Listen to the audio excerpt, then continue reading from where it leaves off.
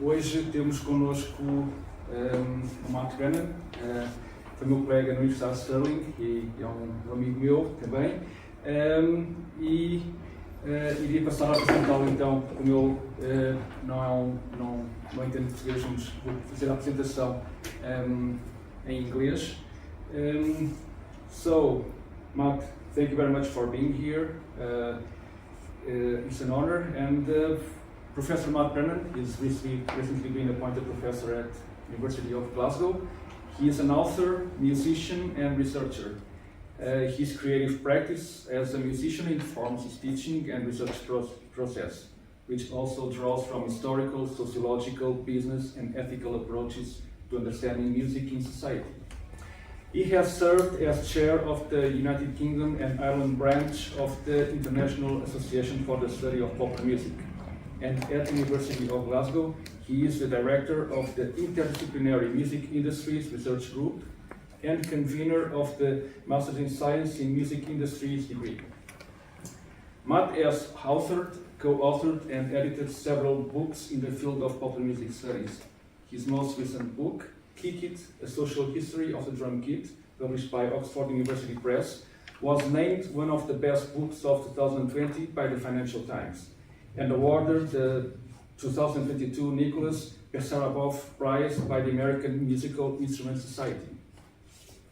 His previous monograph, When Genres Collide, published by Bloomsbury, also received international recognition, named as one of Pitchfork's favorite music books of 2017, the winner of the 2019 IASPM Canada Book Prize. He has also co-authored the 3-volume History of Live Music in Britain, co-edited the Cambridge Companion to the Drum Kit and the Routledge Research Companion to Popular Music Education, and serves as co-editor of the Bloomsbury book series Alternate Takes, Critical Responses to Popular Music. So, today Matt's talk is going to be on the music ecosystem versus the music doughnut, a comparison of two concepts for envisioning the future of music during the climate crisis. So Matt, once again, thank you very much for being here, and on you whenever you're ready, start his talk. Okay. Go ahead. Thank you very much. So I guess I need to adjust this little guy first. Yes. There I am. Hello. Hello. Okay, and then next I need to share a screen here so that you can see some slides. And hopefully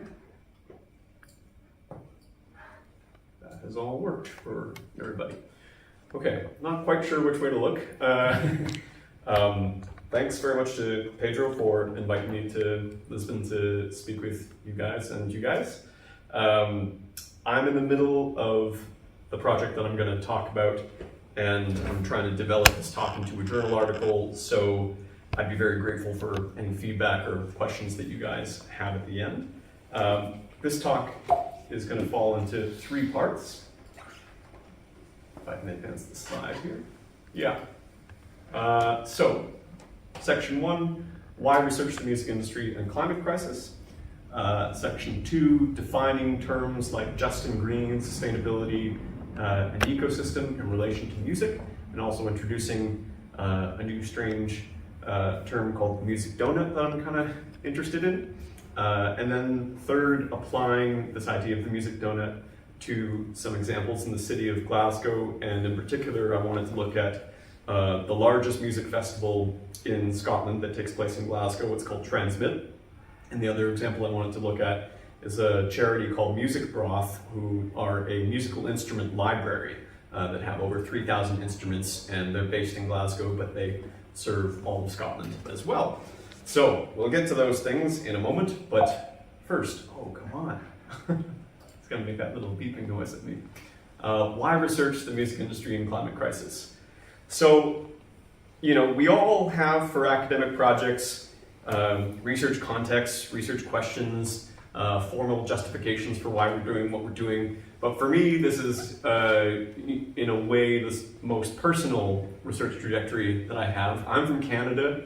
I'm from the east coast of Canada. It's an economically depressed, quite rural area, and I love music. And so I spent the first half of my life basically just trying to figure out a way to make a living out of music, and that was through performance, or it was through study and then research and trying to figure out if I could teach in a university.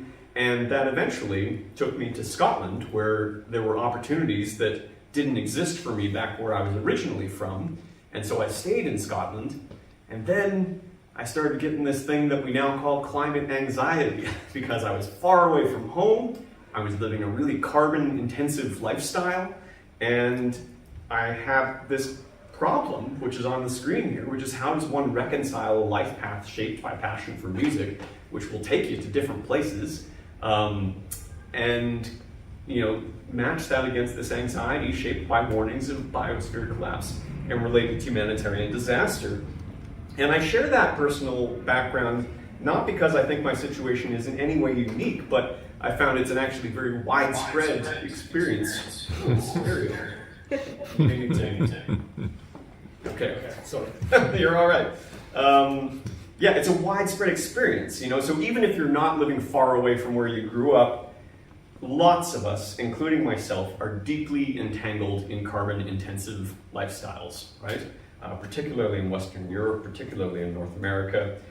And that sense of anxiety is something that I've tried to shape productively into research questions, and not just for myself, but lots of people working in this area I think have similar motivations. We're worried, we want to channel that worry energy into something positive, so we try and research it, we try and get involved in the discussion. So for me, that's taken various shapes over the years. The first time I started working on music and climate stuff was with a group of lovely people that you see on the screen here, and we were working on Scottish music festivals and environmental sustainability. We were doing surveys, we were making music. Man, if you have ever done surveys and you were looking for a way to increase the response rate to your surveys, you just need to offer babysitting at music festivals for families, and parents will just, they'll fill out any survey that you want if they can just take their kids for 20 minutes, to give them a little drum lesson or something like that. It really worked well, actually. The next project I was working on was with a colleague named Kyle Devine, who's at the University of Oslo. I had a lot of students. I teach a music industries degree, and they would often ask me, what's the best way to release a record? And I had no idea, and I'm a professor of this stuff. I felt like I should really be able to answer this simple question. But particularly when you think about it from an economic standpoint, like how do you monetize a recording in order to earn a living from releasing those recordings, and then how do you do so in a way which is ideally not taking new oil out of the ground to disseminate those recordings. That's a very difficult problem. And so this was a project basically trying to map out that problem without necessarily having a solution, but the mapping was important in itself. So then in late 2021, an organization, having worked on some of these projects already, I don't know if any of you have encountered an organization which is now global at this stage called Music Declares Emergency. There might even be a Portuguese chapter of it, I'm not sure. I know they have chapters in different countries. And they work with artists sort of at the kind of top tier of global pop music, like Billie Eilish and Brian Eno and others, to work on communication around music and climate awareness. And they approached me because of these previous projects, saying that they wanted to research the attitudes of music audiences on climate change. And that seemed like a really interesting problem to me, because I've sort of grown up as, I grew up in the 90s, and I had always heard from parents and folk who had lived through the 60s that in the 60s, man, music and activism were super tight, and it was all happening. And now music has just lost all of that socio-political resonance, and it never really struck me as true, to be honest. We had this opportunity to basically ask audiences about their music engagement habits on the one hand, and their attitudes towards climate change on the other. And there were some interesting results. So we hired a firm called YouGov. They do all the major political polling in the UK. So YouGov are the firm that if the news is looking for who's ahead in the polls, they do those polls. And this is another interesting survey tip. You can buy questions onto their nationally representative sample of the UK adult population. So that was kind of new to me in itself as a method. And that meant that we surveyed over 2,000 adults across the UK, representative in terms of age, gender, social class, and education. And we basically asked them, how many hours a week do you spend listening to music? How important do you rate music to be for your identity and your sense of routine? How much do you spend on music? And then how do you feel about climate change as a political priority, as in terms of like the level of action that you think is needed above other areas of priority? And what was interesting was that on climate change, the poll found that 82% of music fans were concerned about climate change compared to 72% of non-music fans. These figures are broken down as 42% of music fans being very concerned or fairly concerned, so we can get a bit granular here. But there's this interesting bump that is statistically significant. It's not a massive difference. Obviously, people, whether they like music or not, care about climate change, right? But what was interesting is that there was this boost, actually. So the more you listen to music, the more likely you were to say that tackling climate change should be a top priority now above other issues compared to people who listen to music less. I'm not trying to establish any causation in that, but it's an interesting correlation, right?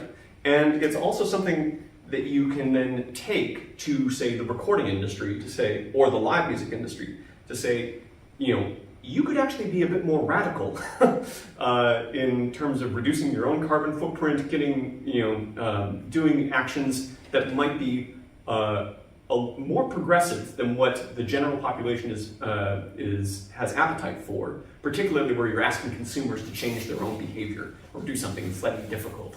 But actually, there is a kind of overlap between people who want more radical change and people who consume music. So that was an interesting finding. So what to do with that?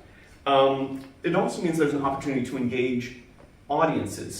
Say you're a city like Glasgow, which hosted COP26 in 2021, and as a result declared all of these very ambitious aims to become a net zero city by 2030. Very difficult problem, they don't really have resource to achieve that, but it's a good aspiration. A lot of major cities also have similar targets, maybe not all 2030, that's actually among the most ambitious, and it's a very wicked challenge. But if you were to say to the city of Glasgow, if you were looking for part of your population to kind of mobilize and really kind of advance those goals, you could do worse than to engage with that city's music culture, right? Because they are more likely to be interested in these issues. The other thing that Glasgow has is an aspirational identity as a UNESCO City of Music. It was only the second city in the world to gain that status after Seville, who beat us to it with flamenco. But these two identities could be put into dialogue with one another, and they haven't been. And that's something that I'm interested in working on, is to think whether there's a way in which we can take that UNESCO status. What's also interesting about being one of the oldest UNESCO cities of music is that we ran out of money a long time ago, right? And we can now see what happens when a city gets a UNESCO City of Music or other creative city status. Usually they have a 5-year plan, they have some money, they'll do some activities, and then the money runs out. And then you're left with that title, but you're not really sure what's happening, in and above that. So one way of potentially making that title distinctive would be to align it with another aspirational identity of the city and do some work around that. So that's what the project is essentially about. And this is something that UNESCO would also like to see happen. So this is a quote from their annual report in 2022, saying, "Sustainable development planning has recognized the cultural and creative sectors as levers to advance cultural, social, and economic outcomes. But despite this, the role played by culture and creativity in sustainable development, including for the environmental transition, remains widely underinvested." So that's from UNESCO's own sense of the cities that it works with and how they're approaching environmental transition. There's an obvious connection to make and it's not really being made. So that's an interesting opportunity as well. So that's why we might do this. Second, as any responsible academic should do, we have a whole section on defining terms. So buckle up for this exciting discussion. What do we mean by just and green? This is a term that you guys have probably seen in many other contexts, and there are lots of competing definitions that exist for it, but for the purposes of this talk, when I'm talking about just transition, I'm basically asking, could the music sector be a fairer place to work? No prizes for the answer. And then, could it frame its challenges and solutions cooperatively and collaboratively? So, in a city, say, the size of Lisbon, I assume that there are multiple concert promoters, multiple venues, and they're in competition with one another. But they aren't used to cooperating so much. But they probably also have some shared challenges where it might make sense to collectively cooperate. So can we identify those different challenges? And in terms of green, we could ask questions like, could the music sector be used to positively influence public and policy conversations about the climate crisis? Could it find ways to reduce its own carbon footprint, crucially in a way that also allows for music activity to flourish as a form of meaningful work? And that's very important, though, in terms of making any influencing activity credible, because clearly the first thing that folk will do if an artist speaks up about climate change is to point out, oh, by the way, you fly a private jet all around the world, you're one of the worst offenders, you're in the 1%, blah, blah, blah. So how do we figure out how to take some of that communicative influence, which is there? We need to absolutely come up with a plan where we can say, actually, we're working hard to reduce our footprint in these ways, and if you want to get involved, or if you want to critique, then here are opportunities to do so as we try and work towards this very difficult challenge. Then C, could the sector build resilience for its future as it and other industries increasingly face disruption from the impacts of climate change? We're already, of course, beginning to see that with storms happening when they wouldn't ordinarily, with weather events making it difficult for outdoor festivals to plan with certainty, insurance prices for those festivals rising. So these disruptions are just starting, and they're not going to get easier, they're going to get much harder. So there's an interest in the sector tackling this and getting ahead, because otherwise it'll be left behind. So another important concept for this area of research is obviously the word sustainability. And that's a super slippery word because it's migrated from the world of policy speak and it's infiltrated the discourse of arts and culture. And you see the term sustainability used and also abused by lobbying groups, policymakers, academics, arts organizations across the creative sector. So despite having been co-opted for a range of different purposes, the concept of sustainability isn't likely to disappear from public discourse. The 2015 UN Sustainable Development Goals, which I'm sure you guys have all heard about, and maybe like a lot of universities, you have to align your own research with these goals in some strange way. Given that there is no goal for culture here, it actually becomes quite difficult when you're working in a music department. But nevertheless, this is part of the landscape, the policy landscape, for the foreseeable future. So we need to kind of think, whether we want to or not, about how music might see itself in this picture, or hear itself indeed. So where does this come from, and where are we at with understanding music and sustainability? Just to get us all on the same page, and perhaps some people here have a good understanding of this already, but I'll just do a real quick crash course in where this terminology comes from. So 1987, the UN meets, they have this World Commission on Environment and Development, and that's where the term sustainable development first gets famously defined, as follows on the screen. Development that meets the needs of the present without compromising the ability of future generations to meet their own needs. Then in 1992, there's another major UN summit in Rio de Janeiro, where this idea of 3 pillars of sustainability first gets introduced. So trying to balance social sustainability, fairness, equitable society with environmental sustainability, so avoiding environmental catastrophe, and then economic sustainability. Can things be prosperous? You also see this getting illustrated sometimes not as 3 pillars, but as 3 intersecting circles. The problem with those types of theorizations is that, as we have discovered since 1992, governments, businesses, almost always, surprise, surprise, place the economy as the most important. So it's not an equal size circle. Economy has to be first. Then maybe if we have some capacity, we'd like things to be fair, and then environment comes last. And that's why we're in big trouble. It's because it doesn't work like that. So an alternative way of trying to illustrate this is by the idea of nested baskets, which you see here. So it's great to have an economy, but a good economy doesn't mean very much if that wealth isn't fairly distributed. So it's dependent on a fair society.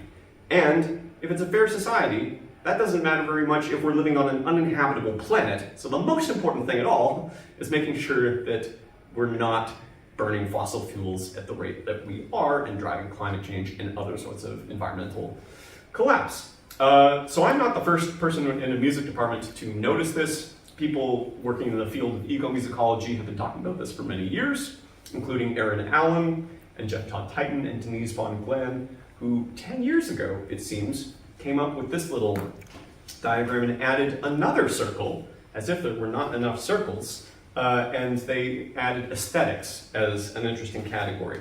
And I actually quite like that. So in this article where they have this wee diagram, they suggest that adding the concepts of aesthetics into this model of sustainability is the reason for doing that is that they want to produce, quote, the kind of world that we want to sustain being not one that just considers environment, equity, and economics, but also one that includes joy, excitement, emotion, goodness, and beauty. A world that looks good, feels good, sounds good, and is good. So I really like that idea, and I've updated this wee diagram to this circle diagram to reflect the fact that music is a cultural practice, but also it's an economic one, and that those two ways of thinking about music sometimes overlap and conflict. So I'm putting music as a kind of circle there that in some ways gets defined as industry and in some ways does not. But we can move from this model to some more concrete questions, I think. So, economy. What are we actually talking about? How do we redesign economics to replace the relentless extractivist logic of capitalism? Equity. How do we design a fairer social structure to overcome widening inequalities? Environment. How do we achieve those first two questions while minimizing degrees warming above all else? And then what does music have to do with those questions below? That's the way I see music, in a way, linking into this wider discourse on sustainability. So, again, I'm not the first person to be looking at these issues. There have been some major research projects that have been funded, notably a 5-year Sustainable Futures for Music Cultures project funded by the Australian Research Council that ran from 2009 to 2014. They produced a couple of books out of this, a report, and an illustration, which I'm showing an example of here. So it's done, led by Quib Skippers. Their project conceptualized the factors affecting sustainability of what they called music ecosystems across 5 domains. There's a lot of circles, really tiny words, so I'm not going to go through all of them, but it's just to say that this is a model of mapping that exists and that you guys can go and check out in your own time.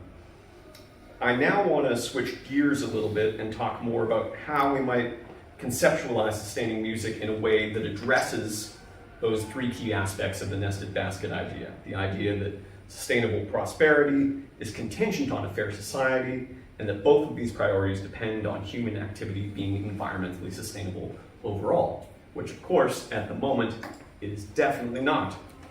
So I have a recurring anxiety dream about Greta Thunberg, who I was lucky enough to see in Glasgow speak during COP26 in 2021.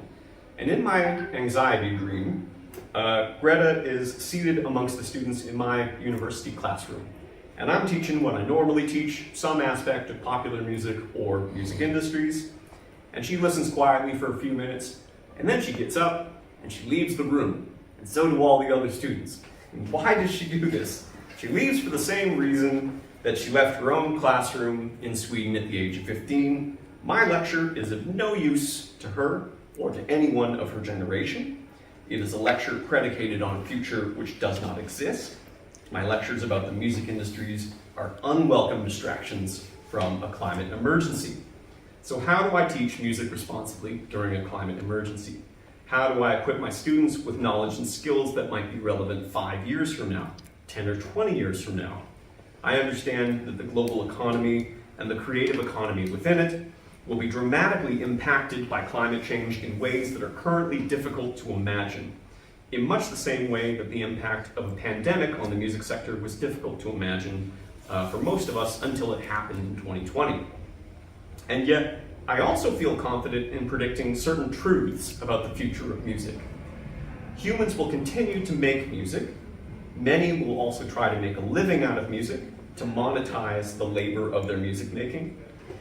As has been the case ever since music became something that you might consider paying for, making money out of music will almost certainly continue to be low security, precarious work where the willing supply of workers exceeds demand.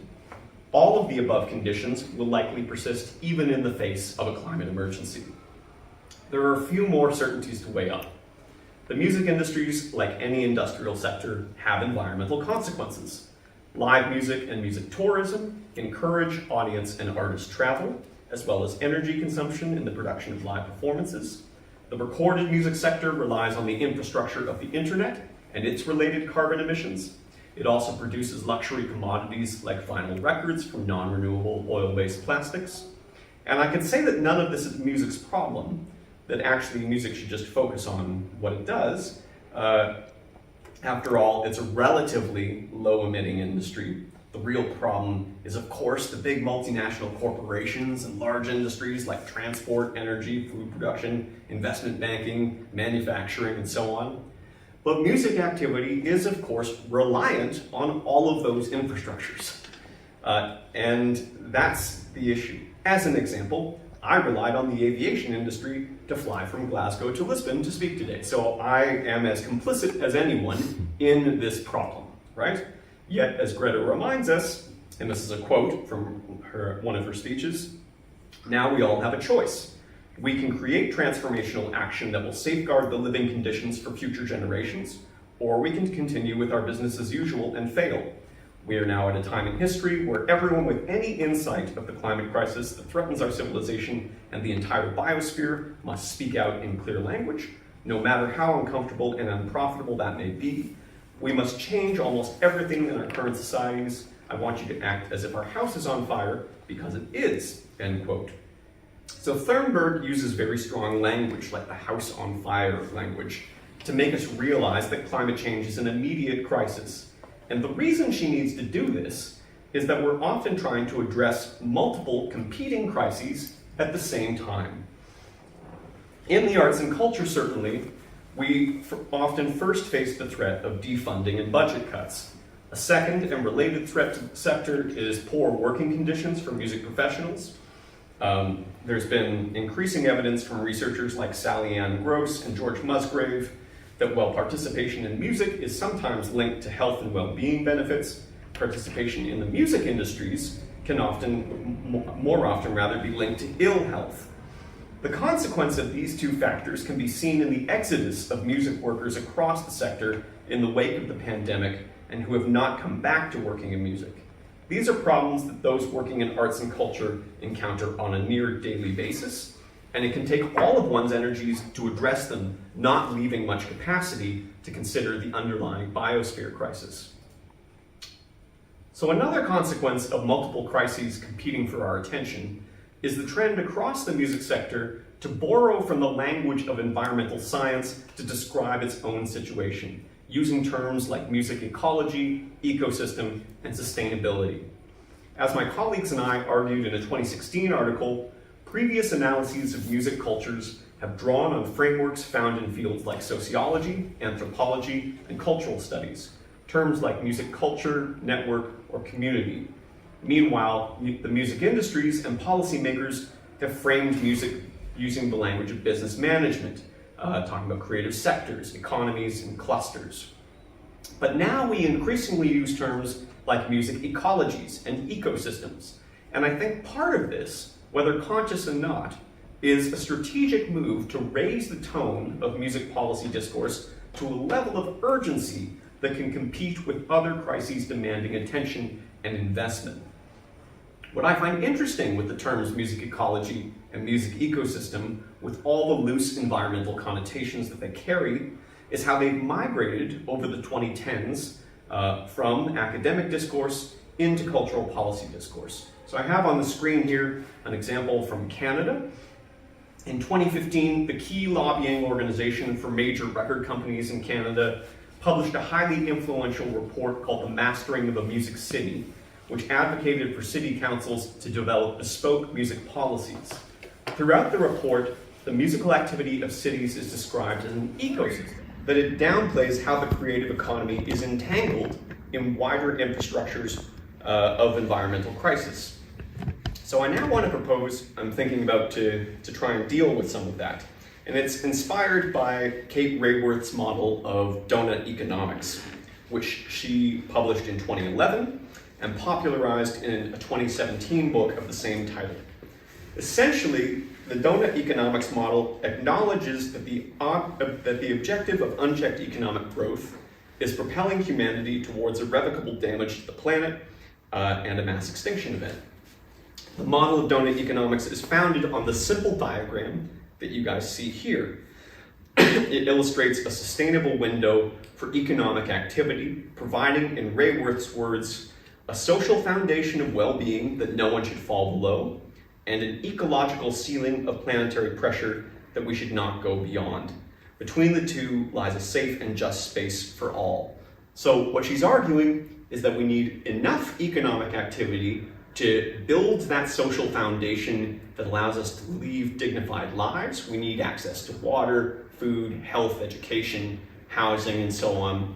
But excessive, unchecked economic activity is obviously causing us to overshoot that ecological ceiling with all kinds of negative consequences.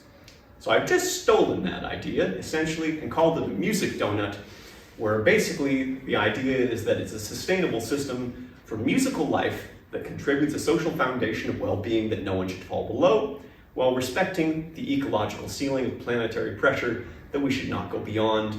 Between the two lies a safe and just musical space for all. See what I did there? This is it in a little bit more depth. Basically, on the right-hand side, I want to add to that inner circle of things that help us live a dignified life, the arts. Because to me, yeah, I don't think that it would be a good quality of life if we didn't have music at that core of social foundation. So it's got to be there, and I'm using the UN Declaration of Human Rights and the sections that pertain to enjoyment of the arts as a human right as a way to kind of embed that in there. And then, of course, in the top right box, music sector activity and the other industrial sectors it relies on should not overshoot the planet's ecological ceiling. Easy peasy. Obviously, super difficult to deal with that in practice, but I think as a framework, it makes sense. And then on the left-hand side, what are we talking about when we're talking about that lighter green area of a safe and just space for humanity? What do the arts look like in that happy green middle of the donut? We should be sustaining music and the arts in several ways: as a form of human expression, in a way that's fair, diverse, and inclusive; as a form of meaningful work at the individual, community, and sectoral levels. So you see here, I've got a bit of the social there, I've got a bit of the economic, and then as a part of and a means to participate in the larger existential project of sustaining a habitable Earth for future generations. the environmental. So, in a nutshell, that's the music donut. Let's apply it to the city of Glasgow. Okay, it's gonna be really easy, right? So, yeah, I've been working on this for the past year in Glasgow. This is the project summary that I've been working on, basically all the stuff I've been saying up to this point. We may think that a city's music industry and culture may seem very immaterial, very not carbon intensive, but of course it relies on all of this super infrastructure, buildings, transport, plastic and e-waste, all the things that are big emission sectors, yeah? So the project is going to try and map and qualitatively analyze that infrastructure underpinning music industry activity at the level of a city, and then it's going to envision what role music might play in moving towards a just and green transition. So, 2 research questions. First, what does a just and green transition mean in the context of a city's music industry and culture? Ways in which I'm trying to answer that question are through the creation of a website where we're adding all of the kind of argument that I'm putting out to you guys here in this talk. We're doing some geo-mapping work using a software system called ArcGIS, which I'll show you in just a second. We're doing some social network mapping using a software system called Gephi. And I'll show you that too. How can music activity be integrated into the city's wider just and green transition strategy? For that, we're doing consultation with local stakeholders. Got a website of guidance for those stakeholders, building some partnerships, and doing some art interventions. So this is the website that we launched. It's called glasgowmusiccity.com. You can have a look at it if you wish. It's a site where both staff and students are publishing their work, anything that happens to do with the musical life of the city, and particularly ways in which it could be better. That's the focus of it. In this website, we have a map. When I dig about this map, so we've mapped over 200 spaces in the city where music happens. You can filter them by type, by capacity. So on the one hand, say you just want to put on a gig and you're looking for all of the bars in the city that are under 300 capacity. You can just filter it, and then all the bars that fit that description come up. So that's kind of good.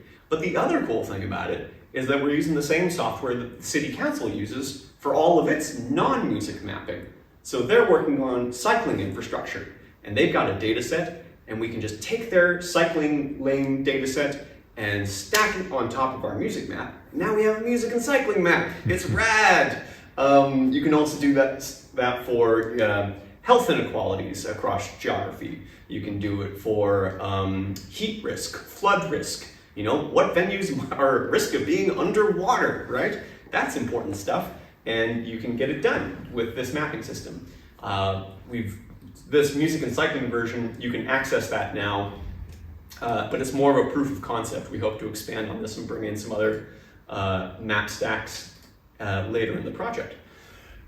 We've also been doing social network analysis. So not only do we want to know where the different music places in the city are, we want to know if they talk to one another, how they relate to one another, and particularly from a carbon perspective, like are they accessing support?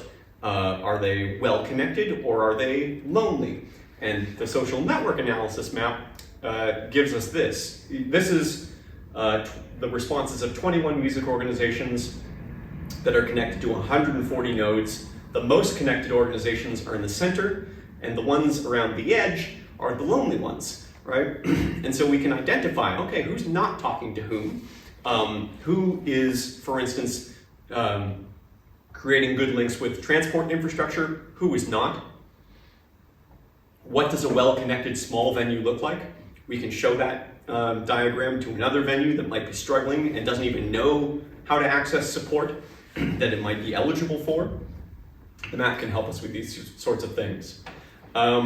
We have this mini site within the glasgowmusiccity.com site called Towards a Just and Green Music City, where we're trying to articulate some of these ideas.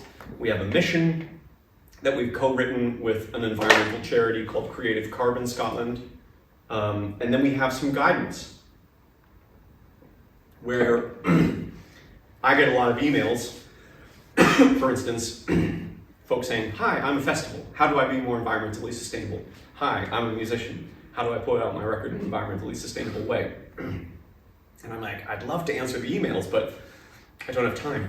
So here's a website in which we have some pre-made answers for those different types of musical stakeholders, and you can check them out. These are little plus signs here where you can click on them and they expand, and then that's where you find the resources and the answers. Okay. There's also work going on outside the music department, it won't surprise you to know, on doughnut economics. And there's a group of people elsewhere in the university, across different disciplines actually, who are interested in using the city as a way to experiment with doughnut economics. So there's also a way in which this music project has potential to feed in, see you later, not you guys, you're still with me, but a way in which music can feed into these bigger projects in other disciplines, and that we can align ourselves with that. So, I'm going to very quickly talk about 2 case studies and then conclude. This is a little video about an instrument library called Music Broth, and I'll just play it for you. Hopefully it'll work.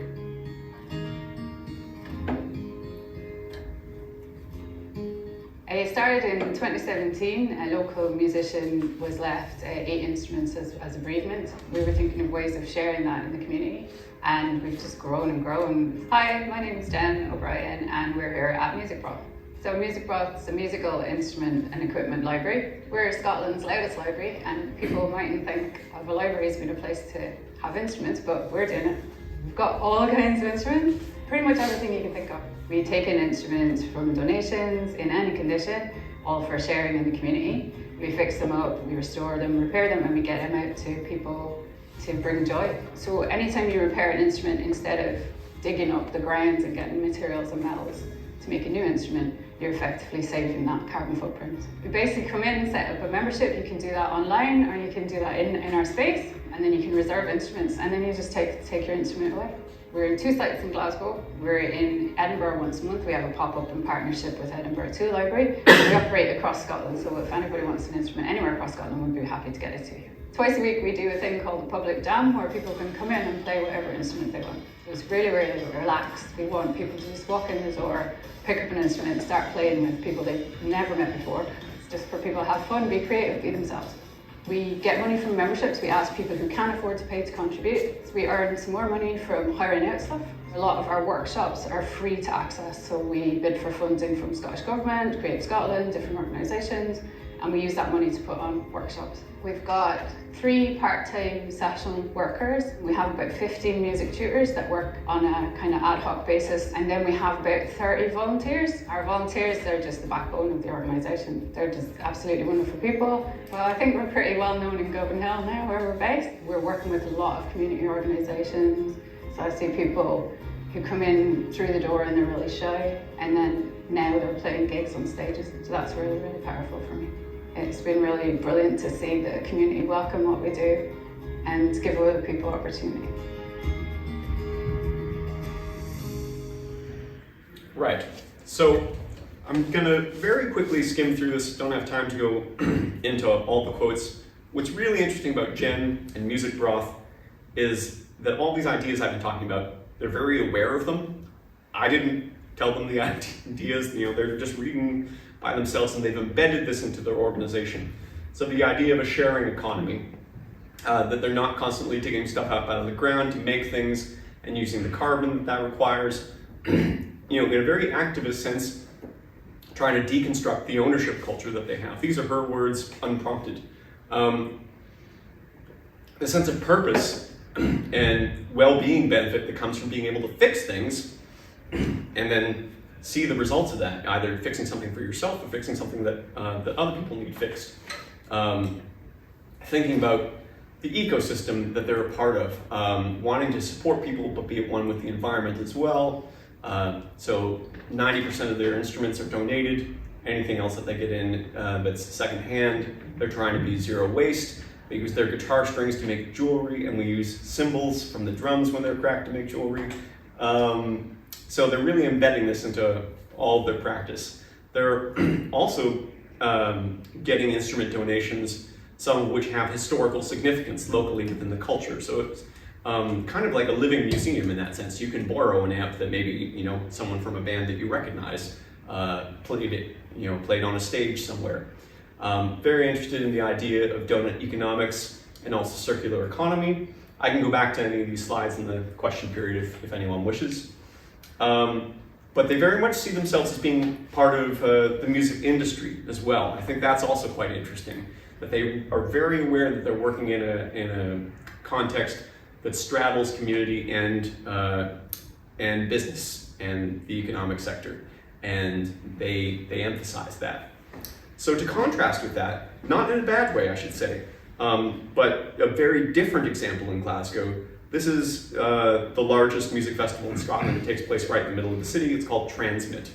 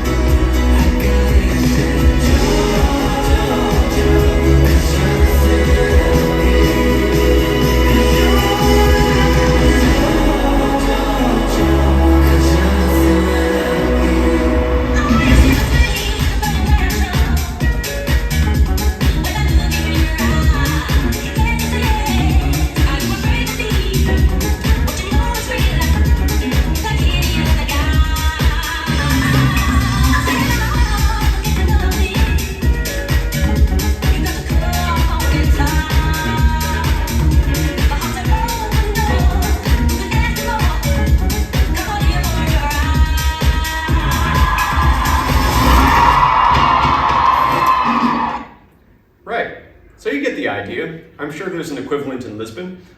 It's a big, big party, yeah? Tens of thousands of people. What's interesting about this is that they, of course, also have dedicated sustainability officers, right? And they're trying, to do something with this festival. Is it possible for a major festival like that, which is promoted by Live Nation, the biggest corporate concert promoter in the world, to in any way move towards an idea of a music donut? Well, what are they doing? First, from the audience-facing perspective, they're encouraging people to think about 5 actions: sustainable fashion, how they travel to the site, keeping the site clean, reducing plastic waste, and going meat-free. But inevitably, it's a bunch of young kids having a massive party, so there's gonna be problems, and there's going to be a lack of responsibility, and this happens every year. So how do they deal with that contradiction? I interviewed the sustainability coordinator for the festival, and this is what their day looks like. Most of their time is spent collecting data, thinking about ways in which they can reduce their Scope 1 and Scope 2 emissions. So that's interesting in itself. They have the capacity to do carbon audit, like formal accounting of their emissions. An organization like Music Broth does not have that capacity, right? So they are getting some pretty detailed data on just how much they emit, and then trying to track that and reduce it. They're trying to improve their supply chains. It's difficult because this type of festival has existed. It's not being branded as an environmental festival. The same concert promoter actually has another festival which is very much branded as basically more for environmentally conscious hippies. So that other festival, the sister festival, same promoter, they know that their audience is more on board with environmental values, right? They could have an all-vegan festival and that crowd might go for it. Transmit, that same value system is not shared. It's not that type of festival. That's not the audience. So that's challenging. And you can see this immediately just on the very basic idea of litter, right? The same concert promoter promotes 2 festivals. Litter is really bad at Transmit. Litter is not so bad at Connect Festival, which is their sister festival. Both in Scotland, same promoter. It's a cultural thing. So how do you deal with that? This is an interesting quote, I think. I think when it comes to the cultural influence of festivals, the best thing that you can do is try and amplify the values that are already held to some extent within an audience, rather than trying to push from above. Yeah. Here he talks about fast fashion. We're hoping that we can get some people to start embracing the circular economy through an understanding of the impact of fast fashion. Fashion's a big thing for a Transmit audience. A lot of people that go to Transmit are buying clothes from fast fashion brands. They're working with influencers on social media to talk about how maybe you can think about what you might wear to the festival differently in a way that's more sustainable. In addition to doing all the things like liaising with city council about trying to get an energy substation so that they can power their stages without diesel, right? They're working on multiple levels. So I find those 2 examples to be really interesting to analyze in comparison to one another and on top of one another. Because I think that there is value in trying to understand how musical activity fits within the concept of this donut. But inevitably, if you're looking at this at the scale of a city, it's a complex system. There are lots of competing values, cultures, behaviors, and examining these 2 very different case studies side by side, and particularly resisting the temptation to demonize one over the other. Both have people in those organizations who are working really hard to address environmental concerns, but they have very different sets of challenges. They're trying to approach this in very different ways correspondingly. They also have different types of resource. So how do we try and connect some of the values happening at one end of a music sector and at the other, and cohere them? This I have not solved yet, but it's what I'm interested in and it's what I'm kind of working towards. So thanks very much for listening, and happy to take any questions.